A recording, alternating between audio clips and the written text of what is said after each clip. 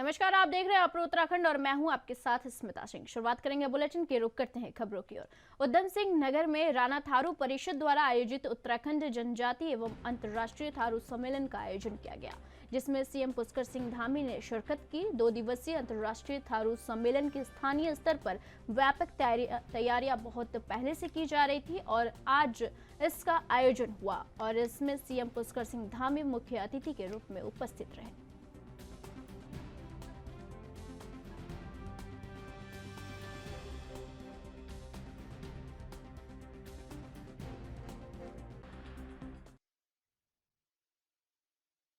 गैरसैंण को ग्रीष्मकालीन राजधानी बने हुए आज पूरे 3 वर्ष पूरे हो गए हैं। पूर्व मुख्यमंत्री त्रिवेंद्र सिंह रावत ने अपने कार्यकाल में गैरसैंण को उत्तराखंड के ग्रीष्मकालीन राजधानी बनाए जाने की घोषणा की थी।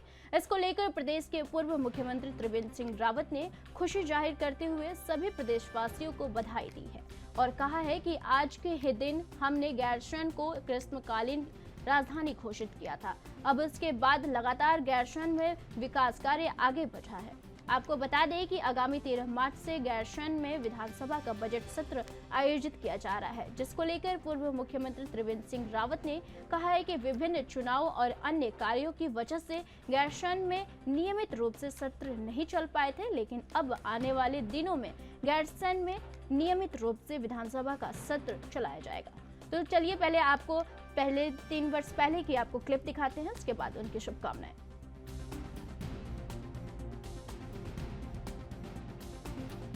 इस खुशखबरी देना चाहता हूं कि गैरसैंण राज्य में होली के त्योहार आने में चंद दिन बचे हैं। ऐसे में त्योहार के चलते आमतौर पर देखा जाता है कि मिलावटखोर सक्रिय हो जाते हैं। दूध, दही, पनीर, मावे आदि में मिलावट होती है। ओपी जोशी का कहना है कि मिलावट रोकने के लिए खाद्य सुरक्षा विभाग लगातार छापेमारी कर रहा है। इसी के साथ जिला खाद्य प्रशासन कई जगह अभी तक छापे मार चुका है। जिन दुकानों पर छापे मारे हैं उन दुकानों के सैंपल लैब में टेस्टिंग के लिए भेज दिए गए हैं।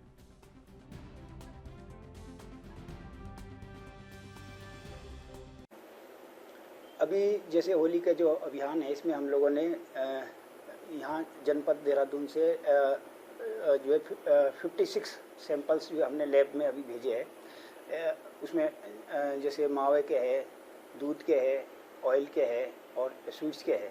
विशेषकर जो होली में क्योंकि इसकी ज़्यादा डिमांड होती है, तो इन्हीं के हम लोगों ने सैंपल भेजे हैं और लैब से हमें जो रिपोर्ट आएगी वो 14 दिन के भीतर आ जाएगी और उसके रिपोर्ट के आधार। उत्तराखंड में हर साल त्योहारी सीजन में मिलावटखोरी के खिलाफ अभियान चलाया जाता है, जिसमें बड़े स्तर पर मिलावट के मामले सामने आते हैं। मुख्य रूप से देहरादून, हरिद्वार, यूएस नगर और नैनीताल में ही मामले पकड़ में आते हैं। राज्य में मिलावटी दूध, दही, पनीर आदि मिलावटी सामान पश्चिमी उत्तर प्रदेश से आने के मामले पकड़े जाते हैं। कई बार यह बसों और प्राइवेट मिल्क वाहनों में पकड़ा जा चुका है। हरिद्वार, देहरादून और यूएस नगर के कई इलाकों में इस तरह का कारोबार किए जाने का संदेह है। आयुक्त खाद्य संरक्षा एवं औषधि प्रशासन डॉक्टर आर राजेश कुमार ने बताया कि होली पर्व के मद्देनजर राज्य भर में बड़े स्तर पर अभियान चलाया जा रहा है।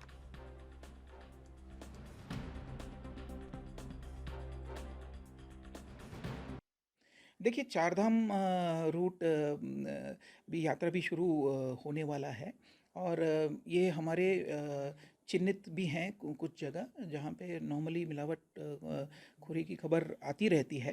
तो इस बार कैंपेन, जैसे मैंने अभी कहा, जो हम नॉर्मल फेस्टिवल्स के दौरान भी जो फॉलो करेंगे, हमारा कैंपेन इंटीग्रेटेड रहेगा सबके साथ मिलके, और हम इंफॉर्मेशन का आदान प्रदान भी करेंगे दूसरे डिपार्टमेंट के साथ, ताकि कंबाइंड एफर्ट के साथ हम उसमें और अच्छा रिजल्ट हम लोग। मुख्यमंत्री पुष्कर सिंह धामी ने कहा कि प्रदेश में सरकारी योजनाओं का काम में अगर यदि देरी होगी तो इसके लिए अधिकारियों की जिम्मेदारी तय की जाएगी और सभी से आपसी समन्वय से समस्याओं का समाधान की बात कही है। सीएम धामी ने विगत दिवस पौड़ी लोकसभा क्षेत्र की समीक्षा की और उस दौरान कहा कि सभी विधायक अपनी विधानसभा क्षेत्रों की समस्याओं का त्वरित समाधान करें।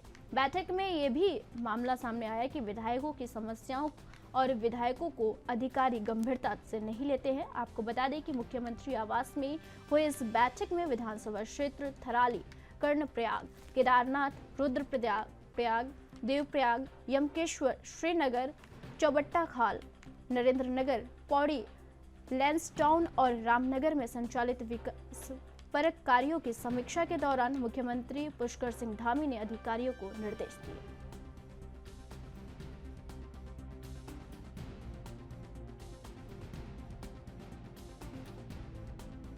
देखिए, माननीय मुख्यमंत्री जी का बहुत बहुत धन्यवाद, आभार व्यक्त करते हैं हम लोग कि गढ़वाल लोकसभा के सभी माननीय विधायकों के साथ एक मीटिंग हुई और सभी विधायकों की जो क्षेत्र की प्रमुख समस्याएं रहीं उन पर बात हुई और निश्चित रूप से सकारात्मक पहल भी हुई और सकारात्मक वार्ता भी हुई और निश्चित रूप से बहुत जल्दी जो बिंदु हमने माननीय मुख्यमंत्री जी के सम्मुख रखे हैं उन पर कार्रवाई की जाएगी, ऐसा आश्वासन हमको मिला है। और माननीय मुख्यमंत्री जी ने अधिकारियों को भी निर्देशित किया है कि एक तो जो घोषणाएं माननीय मुख्यमंत्री जी की हैं और दूसरा जो रुके हुए कार्य हैं क्षेत्रों में उनमें तेजी से कार्य किया जाए। ऐसा नहीं है, अधिकारी हो सकता है किसी एक विशेष मामले में किसी विशेष व्यक्ति की न सुन रहे हों, लेकिन कम से कम मेरे सामने इस तरह की कोई परिस्थिति नहीं है कि अधिकारी नहीं सुन रहे हैं। जो सुनने लायक बात होती है उसको उनको सुनना ही होता है और सुन भी रहे हैं। सबसे पहले तो मैं जो भराड़ीसर में जो सत्र होने जा रहा है उस पर विपक्ष हमेशा कहता था कि ये सिर्फ ओनली बात करते हैं लेकिन करते नहीं है, लेकिन भारतीय जनता पार्टी ने इस चीज़ को करके दिखा दिया। हमारे प्रदेश के यशस्वी मुख्यमंत्री जी ने ये करके दिखाया कि भराड़ीसर में एक विस्तृत सत्र होगा जिसमें प्रदेश हित में जितनी भी नीतियाँ होगी, यहाँ के प्रदेश हित में जितने भी जन सरोकार के मुद्दे होंगे उनको वहाँ पे उसकी चर्चा होगी, विस्तृत रूप से चर्चा होगी। और मैं इसके लिए मैं अपने प्रदेश के यशस्वी मुख्यमंत्री जी का तहे दिल से धन्यवाद करता हूँ। रही मुद्दों की बात, हमारे जो प्रदेश के मेरे जो विधानसभा क्षेत्र है एक समस्याओं से रहित है। तो बहुत सारी ऐसी समस्याएं हैं, वो चाहे आपको ट्रांसपोर्टेशन की हो, आपके कम्युनिकेशंस की हो, एजुकेशंस में है, बहुत सारी ऐसी समस्याएं हैं जिनका निवारण करना जरूरी है। और मैं अपने मुख्यमंत्री जी का तहे दिल से धन्यवाद इसलिए करना चाहता हूं कि जब से दोबारी जो सरकार रिपीट हुई है तब से मेरी विधानसभा में बहुत सारी ऐसी चीज़ों का निवारण हो चुका है और आने वाले समय में बहुत सारे ऐसे काम हैं जिनको हम करने जा रहे हैं। और देवभूमि उत्तराखंड सफाई कर्मचारी संघ यूनियन ने फूल माला और गुलदस्ते देकर आभार व्यक्त किया। इसी बीच सोनू बिरला ने कहा कि कलियर नगर पंचायत जिस तरह से कर्मचारियों के साथ कदम से कदम मिलाकर खड़ी है और हर संभव हमारी मदद करती है और समय पर हमारा मानदेय देती है, इन सभी चीज़ों को लेकर आज हम सब ने मिलकर कलियर नगर पंचायत ईओ और कलियर चेयरमैन व चेयरमैन प्रतिनिधि शफकत अली और अहसान बाबू व समस्त स्टाफ को सम्मानित किया है। इसी बीच कलियर नगर पंचायत चेयरमैन प्रतिनिधि शफकत अली ने कहा कि कलियर नगर पंचायत में बजट की कमी के चलते परेशानियों का सामना करना पड़ता है, पर हमारी कोशिश हमेशा रही है कि सफाई कर्मचारियों को मानदेय समय पर पहुंचे ताकि यह लोग भी खुशहाल रह सके।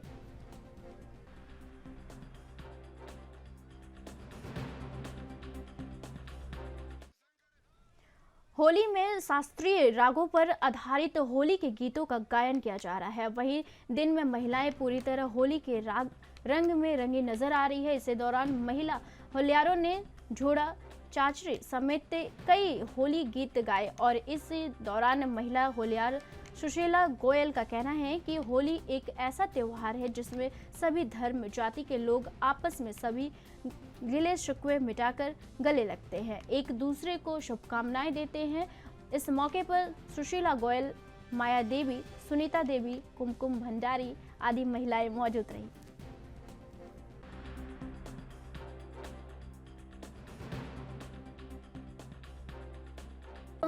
फागुन महीने का ये प्रथम होली है, क्योंकि हमारे यहाँ परिवार ज़्यादा हैं तो कोई नाराज़ ना हो, इसलिए हम सभी लोग इकट्ठे होकर के इस होली के त्योहार को बड़े उत्साह से मना रहे हैं।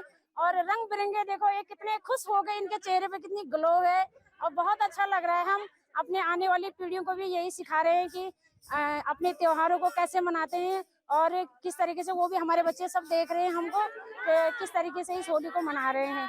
और आज फर्स्ट होली आज हमारे घर से स्टार्ट कर रखी है। मैं हेमा रावत सभी को।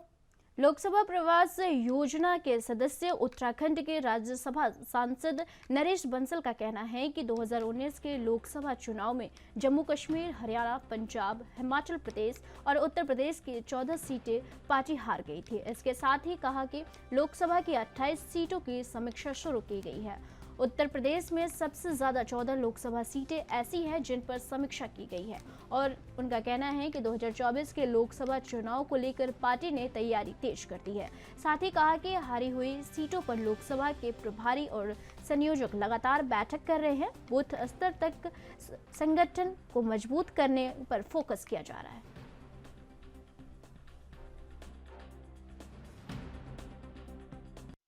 पार्टी ने पूरे देश भर में लगभग 150 सीटें ऐसी छाटी हैं जिन पर विशेष फोकस की ज़रूरत है, जो हम 2019 में जीते नहीं थे। उसमें से उस केंद्रीय टोली का मैं सदस्य हूं और 5 राज्यों के 28 लोकसभा सीटों को मैं देख रहा हूं, जिसमें जम्मू कश्मीर, हरियाणा, पंजाब, हिमाचल, उत्तर प्रदेश है। और उनके लगातार कार्यक्रम, समीक्षा, क्लस्टर इंचार्ज, लोकसभा संयोजक, लोकसभा विस्तारक, लोकसभा के प्रभारी, इन सबसे समय समय पर बैठक होकर के अब तक के किए गए काम की समीक्षा हो रही है और आगे के लिए उनको। होली के दिन शराब पीकर हुड़दंग करना आपको भारी पड़ सकता है। पुलिस चौक चौराहों पर तैनात होकर जहां हुड़दंग करने वालों पर अपनी नजर रखेगी, वहीं शहर के तमाम इलाकों में अपनी तीसरी आंख से भी निगरानी करेगी। हुड़दंग करने वाले को पुलिस तत्काल गिरफ्तार कर सलाखों के पीछे पहुंचाएगी।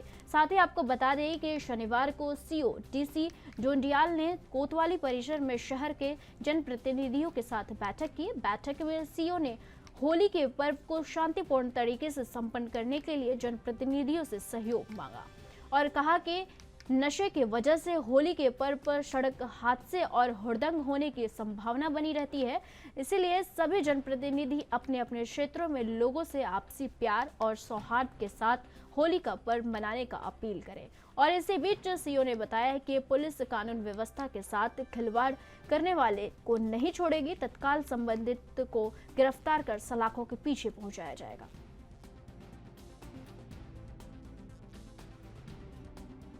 श्रीमान वरिष्ठ पुलिस अधीक्षक महोदय के निर्देशन में हमारे द्वारा आज शांति कमेटी की मीटिंग ली गई, जिसमें सभी संप्रदायों, सभी धर्मों के लोग उपस्थित थे। उनसे सुझाव मांगे गए और उन सुझावों के अनुरूप हम लोग काम करेंगे। वरिष्ठ पुलिस अधीक्षक महोदय के द्वारा हमें पर्याप्त पुलिस बल दिया गया है, पीएसी दी गई है और हम अपने सीमित साधनों से जितने भी हमारे पास पुलिस बल है, हम सब जगह पुलिस बल का प्रयोग करेंगे, उनकी ड्यूटियाँ लगवाएंगे। क्योंकि दोनों त्यौहार शब बारात का भी और होली का त्यौहार लगभग एक ही दिन आ रहा है, तो उन दोनों त्यौहारों के मद्देनज़र शांतिपूर्ण ढंग से दोनों त्यौहार मनाए जाएं। तो इस संबंध में हम लोगों ने एक कार्य योजना बनाई है, जिसके तहत हम लोग सिविल में और वर्दी में हमारा फोर्स जगह जगह पर नियुक्त रहेगा। किसी प्रकार की कोई अव्यवस्था करता है, शांति व्यवस्था भंग करता है या कोई अफवाह फैलाता है तो उसके विरुद्ध भी हम लोग वैधानिक कार्रवाई करेंगे। सोशल मीडिया पर हमारी नज़र है, साइबर एक्सपर्ट हमारे लगे हुए हैं और हमारे कांस्टेबल, हमारे कर्मचारी सादे वर्दी में कैमरा लेके, मोबाइल फ़ोन लेके भी वीडियोग्राफी करेंगे। यदि किसी प्रकार का कोई अव्यवस्था करता है, कोई स्टंटबाजी करता है या त्यौहार को किसी प्रकार से गलत ढंग से यूज करता है तो उसके विरुद्ध वैधानिक कार्रवाई। मुख्यमंत्री पुष्कर सिंह धामी के सपने को साकार करने के दिशा में आगे बढ़ रहे पुलिस ने नशे के सौदागर को गिरफ्तार किया है, जिसके कब्जे से पुलिस ने 1 किलो 100 ग्राम गांजा बरामद किया है। साथ ही पुलिस ने आरोपी पर मुकदमा दर्ज करने के बाद न्यायालय में पेश किया है, जहां कोर्ट के आदेश पर पुलिस ने आरोपी को जेल पहुंचा दिया है। आईडीपीएल चौकी प्रभारी चिंतामणि ने बताया कि मुखबिर की सूचना पर पुलिस ने हरिद्वार रोड स्थित एक धर्मशाला के बाहर चेकिंग अभियान चलाया। वहीं इस दौरान संदिग्ध रूप से जा रहे युवक को तलाशी के लिए रोक लिया। तलाशी लेने पर युवक के कब्जे से गांजा बरामद हुआ है। पूछताछ में आरोपी ने अपना नाम अनिल निवासी सपेरा बस्ती का बताया है।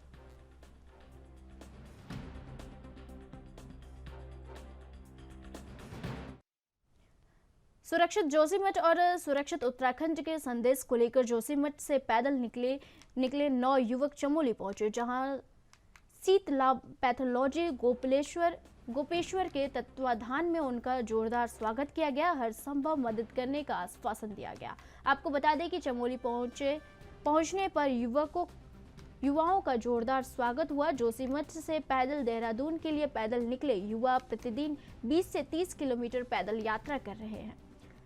शीतला पैथोलॉजी लैब गोपेश्वर के सदस्यों सहित तमाम लोगों ने फूल मालाओं से युवाओं का स्वागत किया और अगले पड़ाव के लिए उन्हें रवाना किया।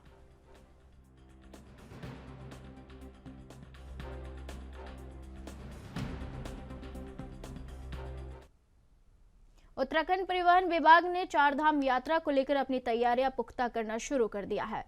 आरटीओ शैलेश तिवारी ने कहा है कि चारधाम यात्रा मार्गों पर इस बार चेक पोस्ट बनाए जाएंगे ताकि यह सुनिश्चित किया जाए कि यात्रा मार्गों पर चलने वाले वाहन तय मानकों को पूरा करते या नहीं है।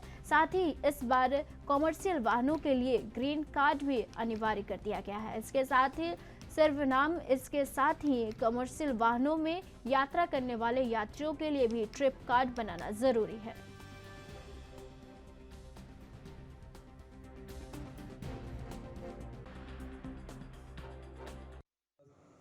आगामी चारधाम यात्रा को लेकर के तैयारियां ऑलमोस्ट पूरी हो गई हैं।